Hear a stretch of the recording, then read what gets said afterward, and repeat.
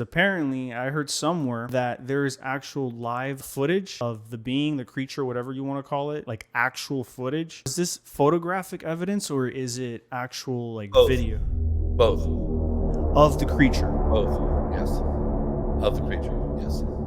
On the afternoon of January 20th, 1996, people from all over a city in Brazil witnessed a UFO crash land with actual occupants lingering around the town. We're talking close contact with live aliens that even resulted in the death of a police officer. This is simply one of the most compelling cases of alleged alien encounters. The following is an interview with James Fox, one of my favorite independent filmmakers, with his latest film called Moment of Contact, which exposes the undeniable events that took place in Varginha, Brazil. Enjoy. My name is James Fox, and I make documentaries on UFOs. Why, might you ask? I'm not sure. No, I'll That's say awesome. that I always answer that question with a question.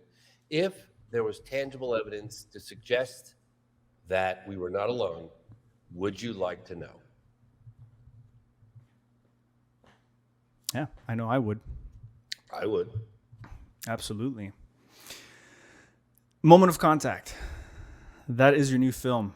And wow, it really did solidify my perspective on the whole subject of not only UAP, but the fact that there could be, in fact, other life out there, whether it's cryptoterrestrial or extraterrestrial or interdimensional, who knows yet, right? What stood out about this film in particular, and for those who haven't seen it, Moment of Contact, if you could just give us like a brief synopsis of what the film entails so that people can really just like a brief overview of what the incident is and what exactly happened in Varginha, Brazil. 1996, January, Varginha, Brazil, which is roughly 5 hours north of Sao Paulo in the state of Minas Gerais. Don't believe anything I'm about to tell you, because if I were you, I wouldn't believe it.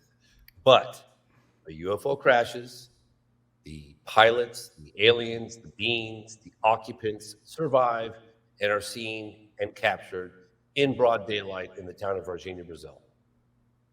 Incredible. So would this be considered like a close encounter case? Yeah, so we have 3 categorizations. In fact, there are more now, but primarily 3 categorizations of UFO reports. Close encounters of the first kind, somebody reports a UFO. Close encounter of the second kind, somebody reports a UFO, and that incident, that UFO interacts somehow with the environment, whether it leaves burn marks on the ground or is photographed or picked up on radar or burns someone's face from the radiation. Close encounter of the third kind, it's when the witnesses claim beings associated with the craft. So beings on the ground. It's not just an object in the sky. You've got beings on the ground. And this 1996, January 20th case in Varginha, Brazil involves beings on the ground. Wow. That's incredible. And so a lot of people, like especially my audience, they see this whole UFO phenomenon as, kind of like, so it's still like a very mysterious, right? And elusive.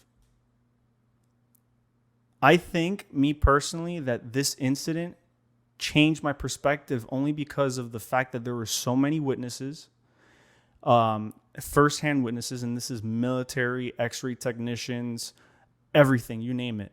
And I think that just firsthand accounts and the way that you carried out the interviews and their responses to you and you're interviewing them, that's impactful. So if you haven't seen the movie Moment of Contact yet, to my audience, I highly suggest it. It'll change your perspective if you have an open mind. How long did it take for you?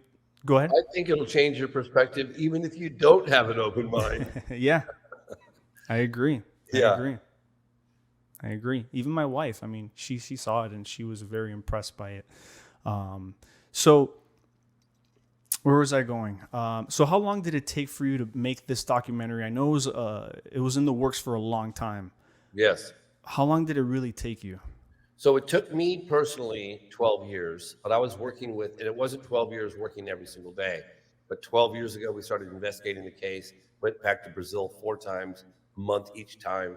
I had my partner, Marco Leal, boots on the ground, who's Brazilian, uh, multiple times a year for the last 18 years, developing trust, relationships with some of the witnesses. Uh, he took a decade plus easily. Yeah. So once he found certain witnesses to persuade them to eventually to come forward and participate in the film. And Military X at the end, I challenge anyone out there to tell me a more extraordinary story, provided it's true.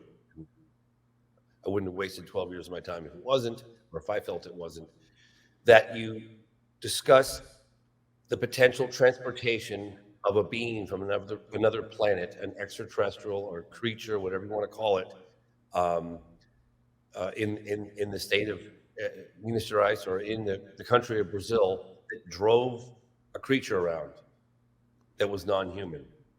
I've never heard in my 30 years of investigating these cases of anything quite like it. I mean, obviously, you've got Roswell, which happened in 1947, but pretty much everyone that was a witness is dead now.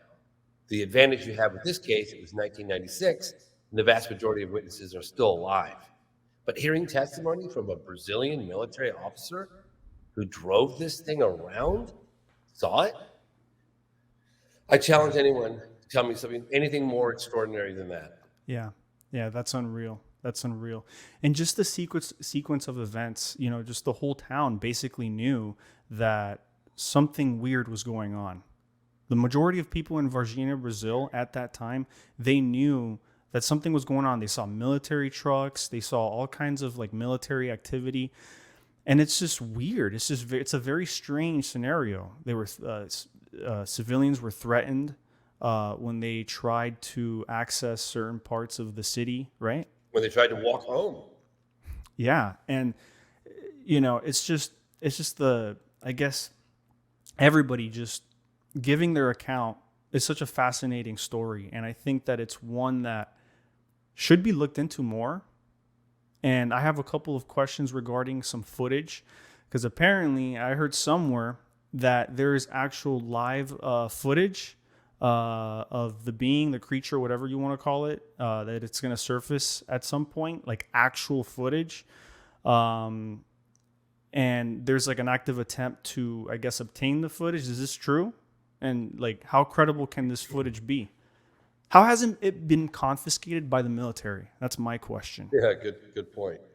So during my 12-year and Marco Leal's 18 plus year investigation into this case, we have been led to people, both civilian and military, that reportedly have either photographic or videotape evidence of this creature.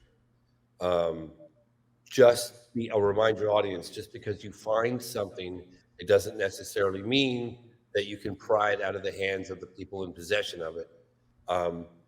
There is a very large cash reward offered. There are a few people that we have located that are considering it. There have been some additional witnesses that just came forward last week. In fact, they spoke to a gentleman named Michael Schellenberger with the New York Post. And funny enough, even though a lot of people could quickly write that paper off as a tabloid paper, those guys actually did due diligence, and they investigated the case. They spoke directly with the eyewitnesses in Brazil who claimed to have seen the footage, a vivid description of it.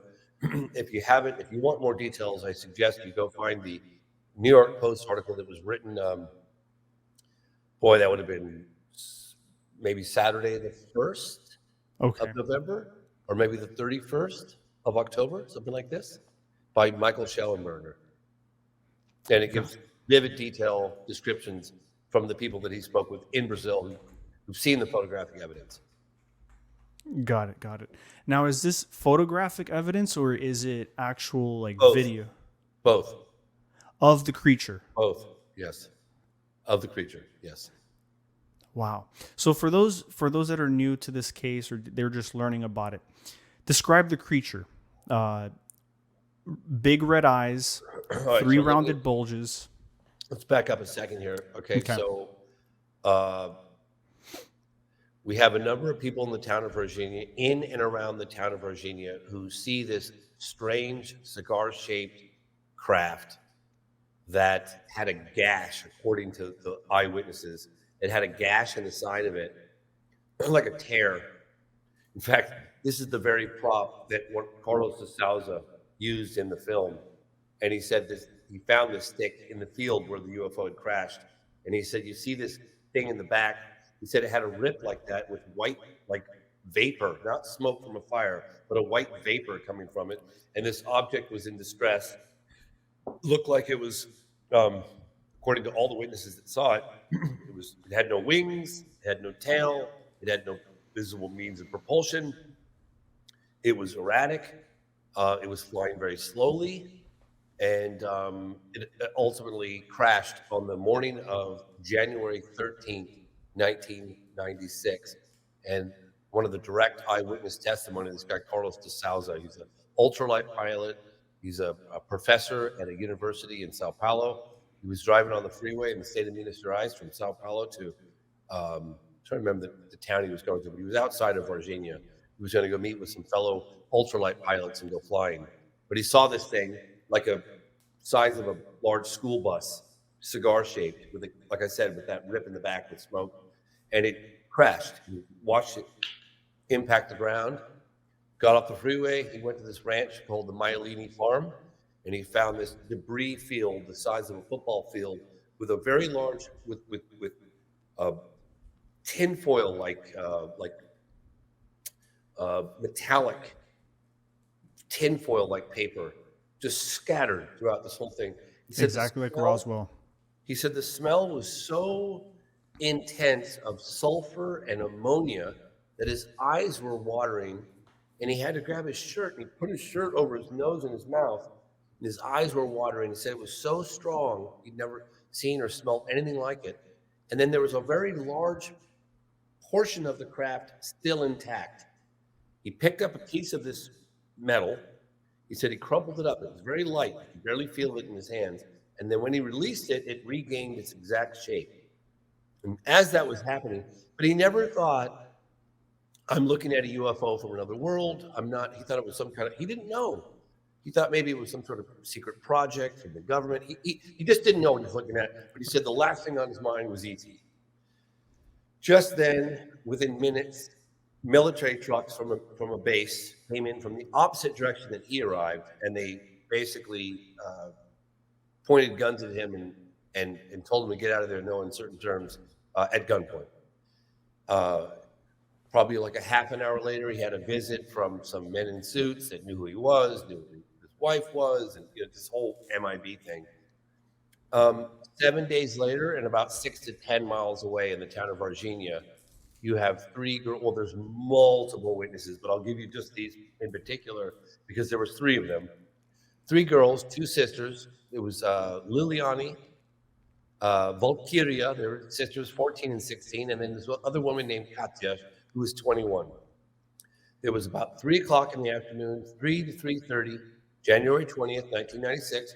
They're walking through a field where there's a cinder block wall and some graffiti on the wall, and they see what they initially thought was maybe like a statue or something, this little creature that was kind of crouched over against this cinder block wall, roughly 4 feet tall, brown, oily skin, spindly arms, spindly legs, feeble, frightened, crouching, and they were looking at it like, what the hell is that? And then one of the girls shrieked, and the creature went from this position here to, and looked them right in the eyes, at which point The two sisters, and this was 8 to 10 feet away. The eyes were big red eyes, 3 to 4 times the size of human eyes, no hair, little ridges on the head, big head, slit for a mouth, barely they didn't see a nose, just these big eyes. So the two sisters, 14 and 16, Valkyria and Liliani, bolt out of there. Katya, who is 21, is frozen in her tracks. She's 8 to 10 feet from this being in broad daylight, locked eyes with it, and it's communicating that it was scared, it was feeble, it was suffering, and it wanted help. The other girls got, I don't know, about 100 feet away, and they realized Katya was still there. They thought it was a devil. They're very religious Catholics. Liliana, the 16-year-old, runs back and grabs Katya, yanks her by the arm, and rips her out of there. They run back to their house. Now, meanwhile, there are other reports from firemen, from police department, from other civilians of a similar creature in a slightly different part of town, not too far away. and it starts making it's the news of it spreads like wildfire. And I don't know how much more detail you want to go into, but roughly 2 hours later, and about 2 blocks away, is where one of the captures happened. So were there two beings, or was it just one that was two reported? For sure, possibly up to 5, but we know of 2 very solid accounts of 2 captures, but there are accounts slightly more unsubstantiated of up to 5 sightings. And where are the other 3 sightings? Where do those throughout come the town? Throughout the town. Mm-hmm. Right, and those couldn't be the other 2, right? We didn't include them in the documentary. No. Okay. No. Wow. And we didn't include those other reports just because we just didn't have the eyewitness testimony. So, right. There was. We always consider that we're presenting our case to a jury, and so we just put our best foot forward and the most reliable accounts, and that's why we just reported on the 2. Gotcha. I'm big into health and anatomy, and when I think about the creature, I'm thinking, why would it smell bad, And it's funny because when I make my TikTok videos, the one TikTok video that I made on the Varginha incident, I kind of added some comedic value, but looking back at it now, because I said the creature smelled like ass, I kind of feel bad because it was defenseless, and I guess that didn't really cross my mind. But that's one thing when I'm creating content, I try to make it comedic to kind of alleviate some of the seriousness out of it. But I'm big into health and anatomy, and why was it smelly? I have all these questions. Why did it smell like ammonia and sulfur as described by the sisters and the mother? Why the 3 bulges on its head? Why the big red eyes? All those things, I asked myself, could that creature have been some kind of prisoner, and somehow they got a hold of that ship, and then they didn't know how to drive it, and then they crashed it? I think about things like that. I come up with these cool theories in my head. And then Stanton Friedman, actually, he's a big UFO researcher, for people that don't know who he is. He's not with us anymore, though. But he kind of proposed, I think, an idea that the creatures were cargo. Do you remember that? Yeah, he told me that on camera in Brazil. Wow. What do you think about that? It's all speculation. Yeah. Total speculation. I mean, they didn't have any suits. Yeah. Or helmets or any kind of gear at all, which is odd. Right. I guess it would be odd. They were non-threatening. It's funny, actually, because when we were putting this movie together, I didn't really think about putting myself in the situation of what it would be like if I crashed on a foreign planet and, we're alien to them, right? Yeah. And how scary that would have been, that they're being hunted down basically and killed.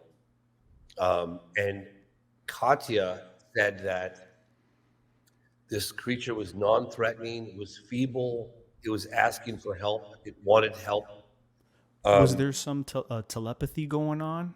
Yeah, that's what she said when she locked eyes Yeah. with this thing. That's what it was saying to her.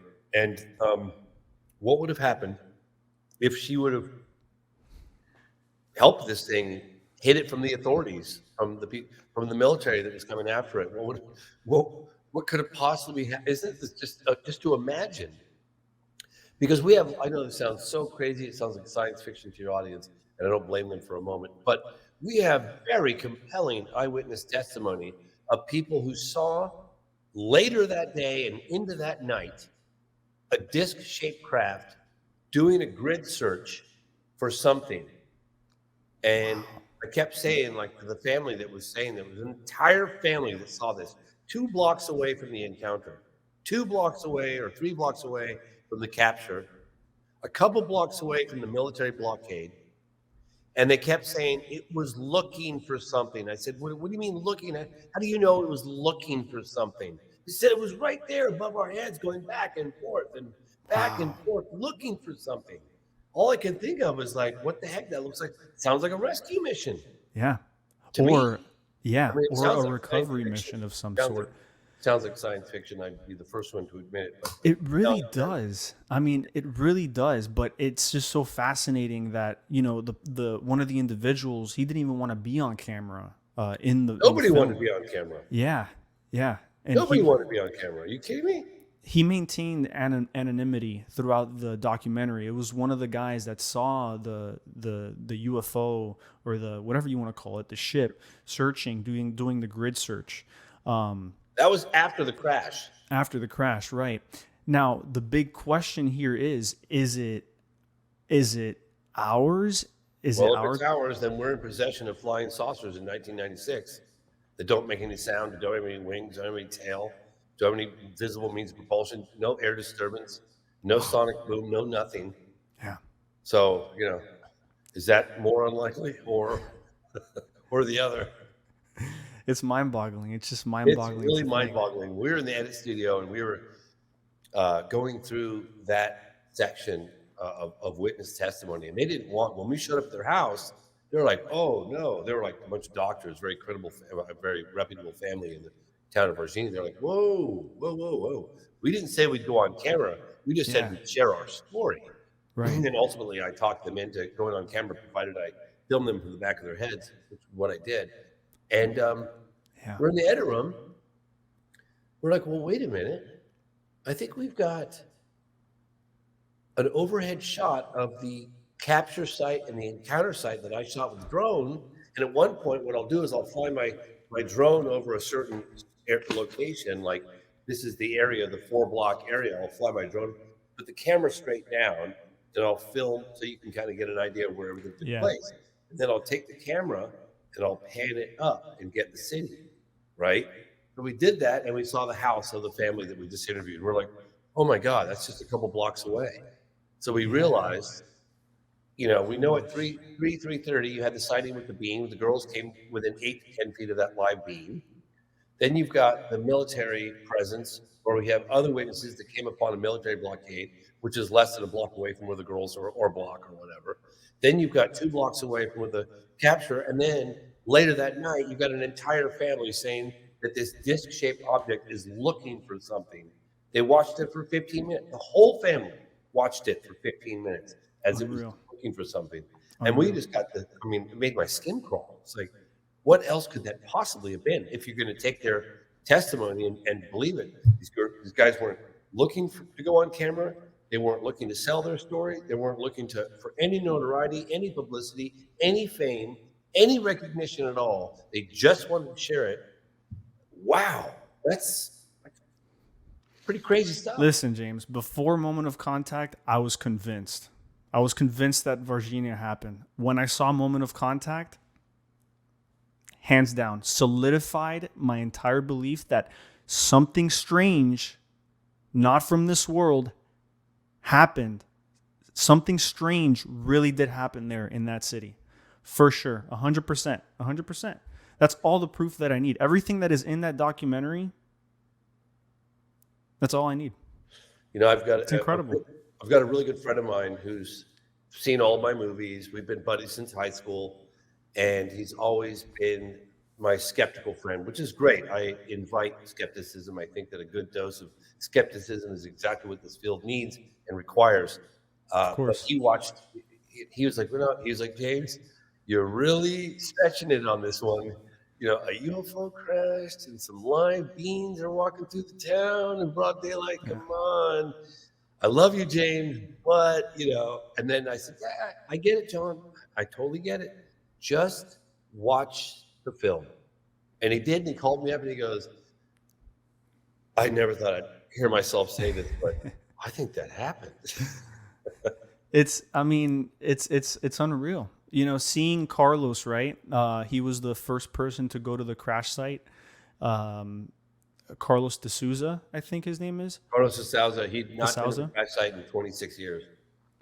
He just showed up to you guys went in the film. You guys went to the actual crash site, and that was the first time that he's ever been to that crash site since the day that they kicked him out of there. The military swept in and they told him to get the hell out of there. They pointed a rifle at him, and it was just his account was just unreal. And seeing the emotion on his face, him crying.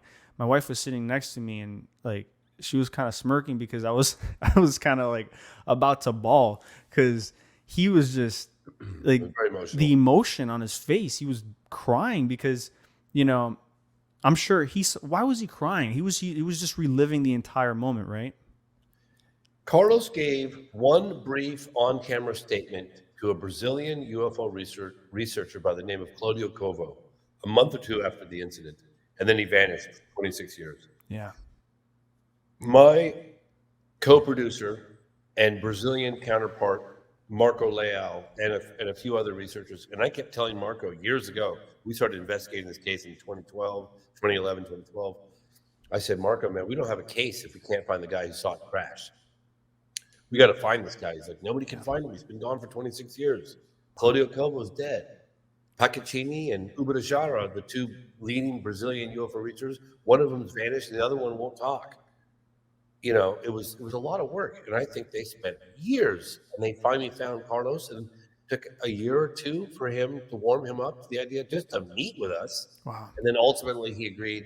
We begged and pleaded with him, go to the crash site with us, and he did 26 years later. And it was funny because I had just gotten to Brazil. It was my fourth or fifth trip. And he couldn't find it. Wow. He couldn't find the crash site. And I was like, how could this guy not find the bloody crash site? Yeah. Like, my Alini farm is only so big, but everything was, the landscape had changed. And the White House. The White House. But you couldn't see the White House in the road anymore because the trees had grown in front of it. Right. And I ultimately found the White House with the drone. We got it. And it was very emotional. Yeah. You could see him reliving the whole event when he finally found the spot, man. It was intense. Listen, man, I saw that dude's eyes. He was not faking it. His eyes were red. Like, he was crying.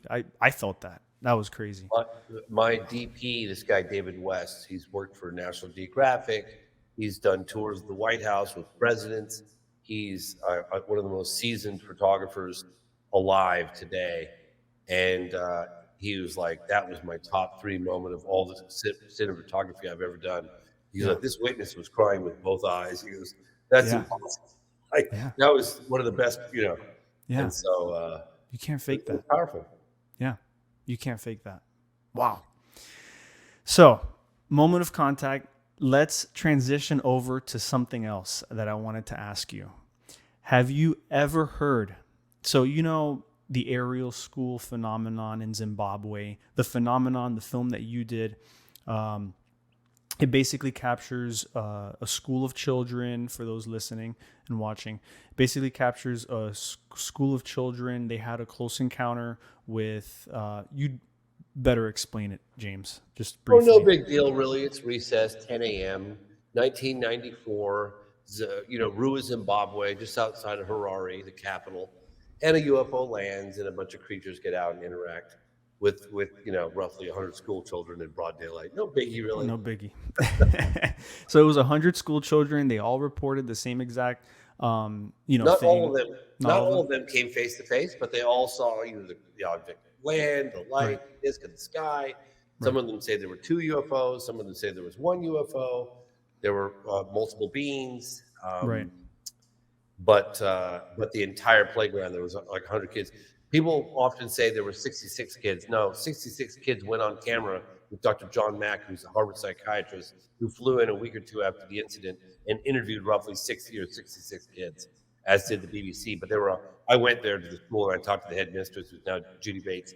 She said there were 100 school children in the playground during the time, and it was 10 o'clock in the morning. It was morning recess at Yeah. Ariel School, Rua, Zimbabwe, 1994. Right.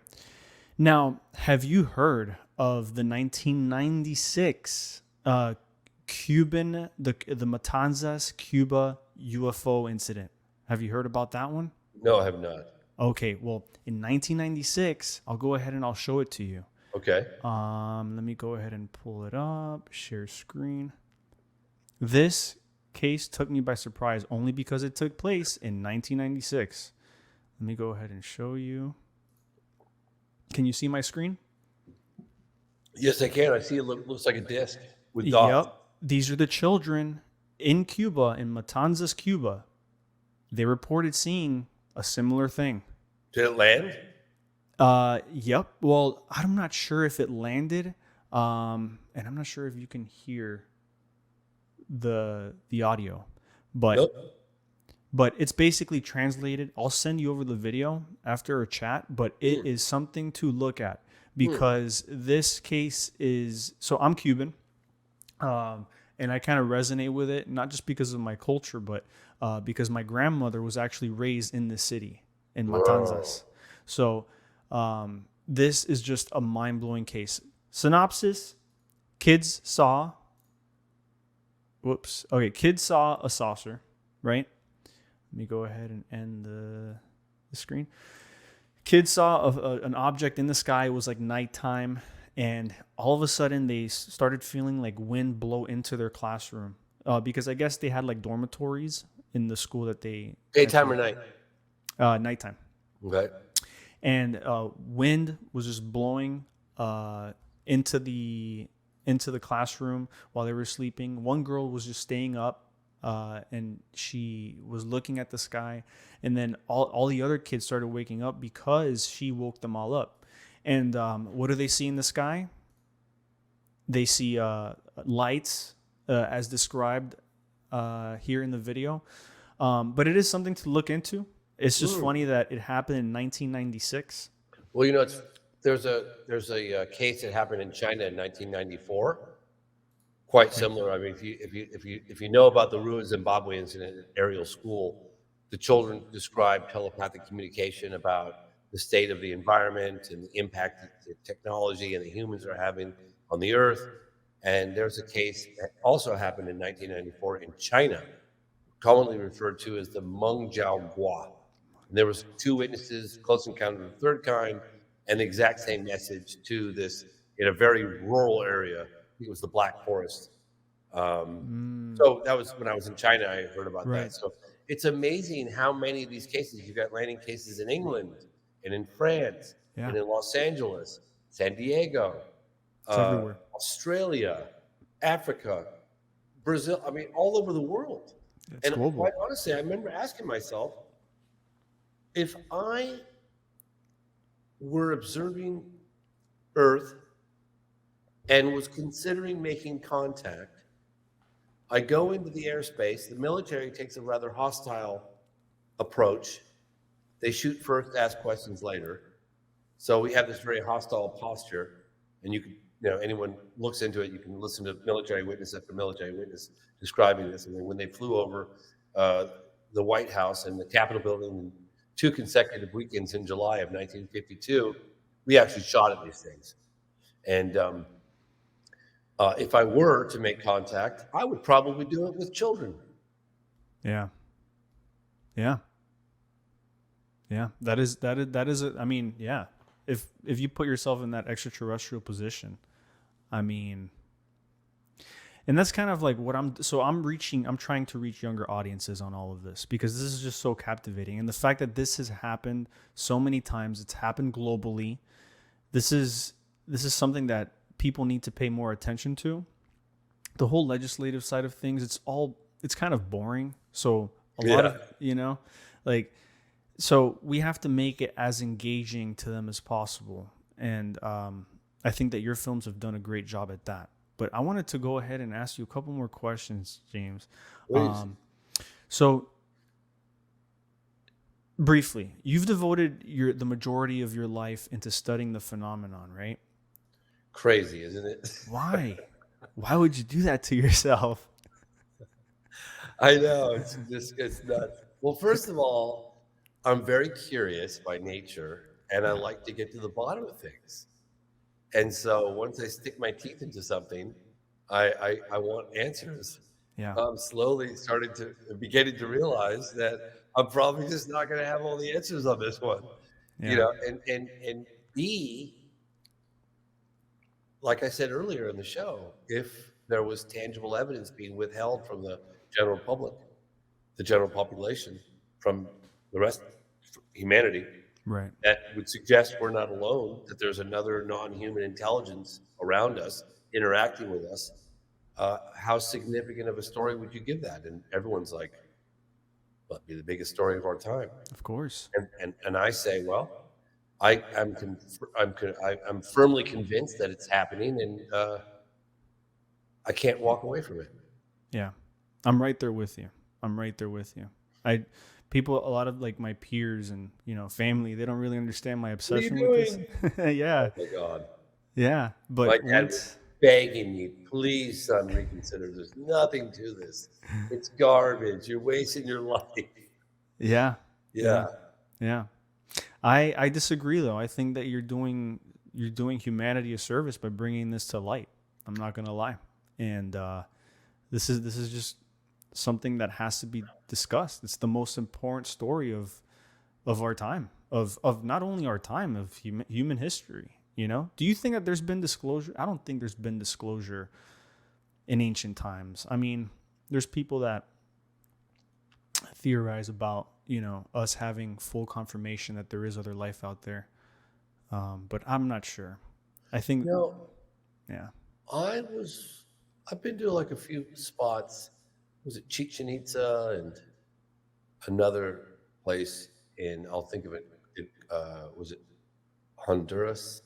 Anyway, I saw these like pyramids with like a landing pad at the top penetrating the ceiling of this beautiful rainforest with a staircase going down from this landing pad on top of the pyramid. I thought, What? boy, that looks like a landing pad to me. And then, you get into some of the, the translation of all this ancient script, and they talk about these gods that would descend from the heavens and these serpents. Yeah.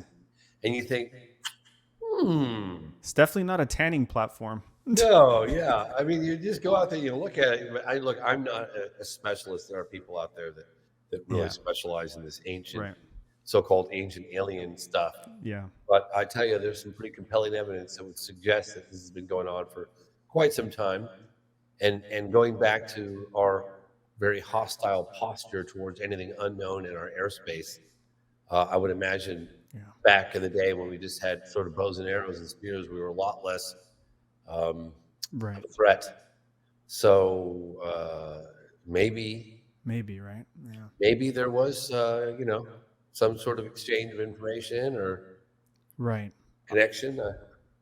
I'm talking about like maybe like organized civilization, right? So like maybe there's been texts that have been wiped, and maybe the premise of most religions has to do something with this, and that's something that I dwell on, and it's fun to think about too. But why not? I mean, who the hell, who knows? And anybody who says they have all the answers to this phenomenon doesn't have all the answers. Of course. Speaking of answers, yes, I wanted to ask you, because I've been keeping up with your shows and your interviews, and I believe that you were told some like highly confidential information that basically essentially confirmed your belief in our place in the universe. So basically, another word for yes, we're not alone. But I'm wondering, right? Has this changed your perspective on humanity? Like right now, I actually have another baby on the way. So I have a daughter, I have a 2-year-old, and I have Oh, another baby on the way. Should we be having children? Like in the grand scheme of things, has this altered your perspective or faith in us as like a species? Like, does the truth about all this lean towards like the dark side, I don't think so. or does this lean more towards like us being like one with the force? I think the vast majority of encounters have been, I mean, look, there's the element of the unknown that's inherently scary, but I've interviewed people all around the world, and maybe in one or two cases, Colores, Brazil, 1977. Um, they say the 1947 case. I'm trying to think of the name of the pilot. It was a United States Air Force pilot that crashed when he encountered a UFO, but he probably just got disoriented. I'm sorry, I should know the name by heart, and I usually do, and I can't remember right now. But in any case, the vast majority are benign encounters. And witnesses say, look, the technology exhibited was so vastly superior to ours that if this thing was hostile or wanted to do me in, it would have done me in like that. Right. And so I don't, I just don't think that we have anything to worry about. I think if it wanted to destroy us, it would have done that a long time ago. If it was intent Of course. was to destroy us. I mean, one of the very encouraging aspects for me of the phenomenon, and this is something that I uncovered when I met with the former Senate Majority Leader Harry Reid, who launched that now infamous ATIP program that was wound up on the front page of the New York Times in December of 2017. I asked him on camera, hey, what was one of the more extraordinary aspects of the phenomenon? And I say the phenomenon is all encompassing with UFOs, UAPs, that sort of thing. And he said the fact that they're seen over our nuclear military installations and they're shutting our nukes off. Yeah.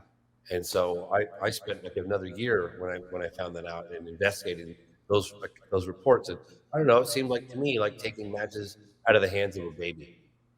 Right. Or it could be seen as kind of like a threat in a way, because say if these UFOs are disabling nukes for, say, United States, and they're not disabling nukes for, say, other countries like Russia, for example, that could signify like some kind of act of war, unless they're doing it all over the world, which they are, right?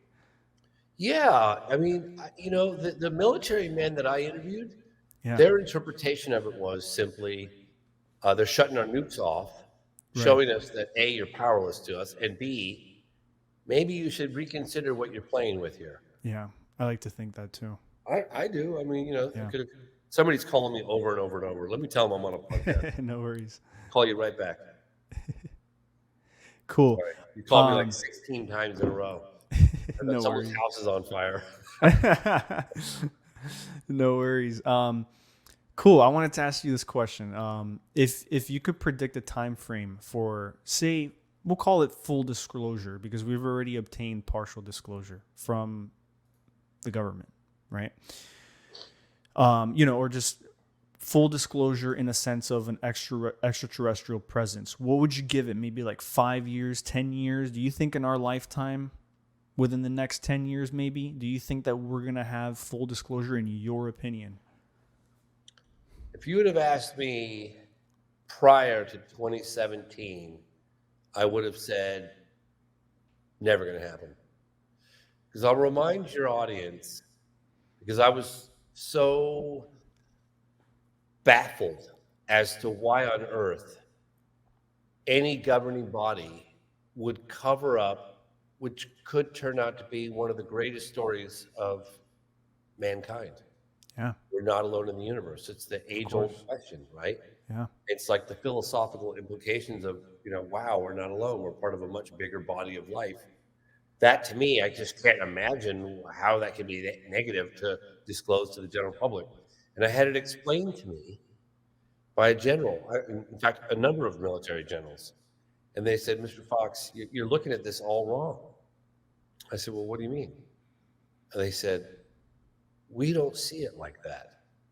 We are paid to control our airspace. We have objects of unknown origin that fly rings around our fastest jets, that display a technology that's just light years advanced from anything that we have. Shall they turn out hostile, we have no visible means of defense against them. It's We a have no point. idea who they are, where they come from, or what they want. How on earth does a governing body disclose that type of information without revealing all of their vulnerabilities? And that was the first time where I went, oh, that's why they've been covering this up. Yeah. You know what I mean? Yeah. So to get back to your question, do I anticipate disclosure with a big D? And I'd have to say that you can't put the genie back in the bottle. Yeah. So there are enough of us, particularly those on the inside, that want this out. Right. There are people that don't want it out for obvious reasons. Never say never, but I doubt it. However, Why? I think there are enough people forcing the government's hand to disclose this story in increments. And it's increments, bite-sized increments that they can handle. Yeah. So I think it's inevitable. As I said just recently, you can't put the genie back in the bottle. Yeah. But I can't imagine the President of the United States standing at the podium and saying, my fellow Americans, it has been brought to my attention that, you know what I mean? Our airspace has been, I don't see that happening. Right. Could I be wrong? I could be wrong. But I do see the drip, drip, drip of information coming out slowly. And I think they're testing the waters, testing to see how the general public's going to respond, how this might potentially impact religion, how this might impact the world economy, all these things that they're fearful that it would impact. Right. Well, with that drip feed information, do you think that there's also some kind of government psyop going on? Like, do you think that the media, publicizing UFOs at a record level since like 2017 has something to do with, I don't know, like some a new space race of some sort? Do you have skeptical views on the media coming out with this suddenly? Well, I used to. I used to be highly dubious of the media. I thought they were in cahoots with the government. I was like, okay, they're allowed to talk about this, but they can't talk about that. I absolutely believed that. But now, the last 10, 12, 13 years, I've been on all the shows. I've talked to all the executive producers, all the producers, from Fox to MSNBC to CNN, all those things. And they're human beings just like you and me, totally curious. I'm more than inclined. I could just tell you that the ridicule factor is real. That started January of 1953, after the White House and the Capitol was buzzed. Those 2 consecutive weekends in July of 1952, and there was a panel by the name of the Robertson Panel. It was a number of very prominent scientists, intellectual heavyweights, and the Air Force was sort of following their lead under the behest of the CIA. What do we do with this problem? What do we do? And ultimately they said, look, we can't deny its existence, but we can ridicule those who claim to have seen them. And that ridicule factor stuck and was very effective. And I'll just give you one example. There was a very good case in 2006 over O'Hare Airport, Chicago, where a disc hovered over Terminal 17. It was United Airlines. And it was witnessed by lots of people on the ground. It was witnessed by pilots, people in airplanes. And when it left, it took off straight up and it punched a donut hole in the cloud above it. And I had a number of United Airline pilots and personnel that were willing to meet with me privately and discuss this event. It made headline news. You can look it up. And it wasn't like the government coming in and shutting the whole thing down. It wasn't the media coming in and shutting the whole thing down. It was United Airlines that said to their personnel, you talk about this incident and you'll be fired. We do not want to be associated with personnel who claim to see UFOs. That's not good publicity for us. So again, dating back to that ridicule that started in 1953, which stuck, and it was a very effective campaign to ridicule, and it just sort of, you know, it it's, it just spread like wildfire. Like Yeah. people laughed, thought it was funny, and nobody wanted to be associated with that. Right. So that's happening less so. I mean, I was laughed at for 20 plus years. Yeah. I mean, I'd go to cocktail parties and I'd tell, the people that I go with, please don't reveal what I do, because I'm going to end up spending my whole night defending myself. People are going to be laughing at me, attacking me. I just don't want to. I don't want to do that. That's not happening as much these days. No, and that's something that I wanted to tell you about too. That's not happening. It's really not happening right now. In fact, I actually asked my sister-in-law, my wife's sister, little sister. She's in 8th grade. And I'm like, oh, what do you guys think about like UFOs and stuff and aliens? She's like, of course they're real. Of course they exist. But it's very important to make the distinction between, do they exist in the universe and have they come here on this earth? That's where you have, right. Look, every scientist, every astronomer, statistician, they're going to tell you there's no way we're alone. It's with 100% certainty there's life in the universe. Right. The problem that they have is, has it come here? Right. And that's the difference between kind of what I'm doing but look, take a listen to some of the high-level government and military officials the last couple of years. Yeah. Even the head of NASA, Bill Nelson. Yeah. Look him up. Yeah. They've said UFOs are real. That's a fact. Now it's not us. Maybe it's Russia. Maybe it's China, even though they know it's not Russia or China. Yeah. Or maybe it's other. Jeez, man. Well, I hope we find out one day for sure. Well, we already found out. You and I, we know these things are real. So do we know where they're coming from? Their origin. They want? Nah, we don't. Will we? Probably not. Well, I hope with your future films and with your, your investigation and your investigative approach to your documentaries, you'll be able to at least I'll be doing this when I'm using a walker. I'll still be doing this. Just FYI, everybody. I'll be. It was the truth. I finally got the truth. I love it. I love it. Disclose to your audience. The truth is that they are. What did he say? I love it. I love it. Yeah. I mean, yeah, you have a lot of devotion to this. You've been doing this for the majority of your life. My whole adult life. Can you believe that? Yeah. No, and that's awesome, and I respect that. What are your thoughts? Actually, before, have you been around metamaterials? Yes. You yourself. Yes. So for those listening, explain what metamaterials are. Basically, materials that possibly did not originate on this planet. Okay. Yeah, that exhibit a type of. I'm not a scientist, but I can just tell you that they have certain, not principles, it's elements that don't naturally form here on this planet. But James, where are they from? Where do they come from? I mean, they're from alleged UFO reports, crashes, things of that nature. Mm-hmm. Huh. That's interesting. Well, look, it's like people that chase down Bigfoot.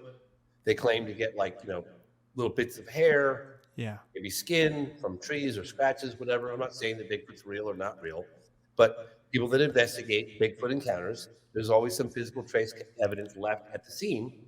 And a lot of times, not a lot of times, but sometimes there's physical trace evidence left from an alleged crash or from a landing, and these little bits of metal and fragments are being examined in the laboratory in Silicon Valley by a guy named Gary Nolan and Dr. Jacques Vallée. Who's a physicist. Cool. And from your knowledge, what has been the most recent crash retrieval? 1996. Okay.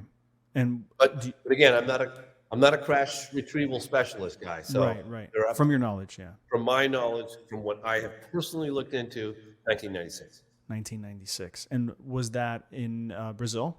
Yes. Wow. Wow. Yeah. What are your thoughts on consciousness relating directly to the UFO phenomenon? Do you think that the reason this has all been kept a secret for so long, along with the fact that it could pose, military weaknesses, is that it's because it's directly tied to consciousness? Well, funny enough, the very man who investigated UFOs in an official capacity for, I don't know why I put my phone here. The very man that investigated UFOs in a scientific capacity, his name is Dr. Jalen Hynek for the United States Air Force from 47 to 69. He concluded that the phenomenon was both nuts and bolts, but also psychic. There was a telepathic thing that would go on, and not just by witnesses who claimed to have seen beings on the ground, but even when they just saw the ship itself, Right. there was some kind of psychic phenomenon taking place. Wow. Wow. So you think that there is definitely a connection, you personally? Oh yeah, I mean, I've Yeah. talked to so many witnesses. I can keep your audience up all night Wow. from all over the world. All talk about it. That's incredible. What is one thing that you would say to younger people? I think that things are changing, but what can younger people do right now? There's Don't literally no. ever get jaded like the rest of us old farts. Old people get so stuck in their ways and their habits and their beliefs, and they lose that sense of curiosity and intrigue and that want to know more and just expand their consciousness. I don't know what it is about us old farts that start thinking about, like, you get stuck in this little, I'm constantly saying, like, I'm asking questions, I'm investigating, I'm curious by nature. Of course, yeah. But I'm never drawing any definitive conclusions because I simply don't know. But I'm always curious. And that's one thing I love about young people is the level of curiosity and intrigue and enthusiasm. And don't ever lose that. Of course. Powerful. There's literally. Oh, one more thing. Yeah.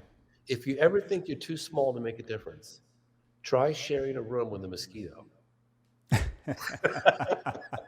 That just reminded me of that one scene from Breaking Bad, with the fly.